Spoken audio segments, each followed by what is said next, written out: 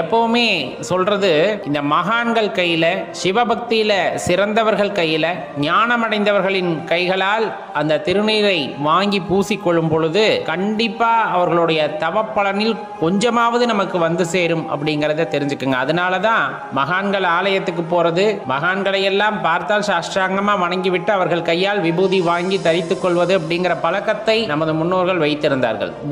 குருவிடமும் அப்படித்தான். குரு அப்படிங்கிறவர் நமக்கு சகலத்தையும் போதிக்கக்கூடியவராதலால் அவர் கைகளால் வாங்கிக் கொள்ளலாம். நல்லவர்கள் கையிலிருந்து அந்த திருநீரை வாங்கி பூசிக்கொள்ளும் பொழுது அந்த குணமானது நமக்கு வந்து சேரும் அப்படிங்கிறத தெளிவா தெரிஞ்சுக்குங்க. அவர்களோட ஆசீர்வாதமும் சேர்ந்து வரும். இப்ப சிவாலயத்துக்கு போறோம், சிவாலயத்துல விபூதி கொடுக்கறாங்க. இப்ப கொடுக்கறாங்கன்னா நம்ம என்ன பண்றோம், வாங்குறோம், வாங்கிட்டு நெற்றியில பூசிக்கிறோம். பூசினதுமே என்ன பண்றோம், மீதியை அங்க இருக்க தூண்ல சுண்ணாம்பு அடிச்சுட்டு வந்துடுறோம்.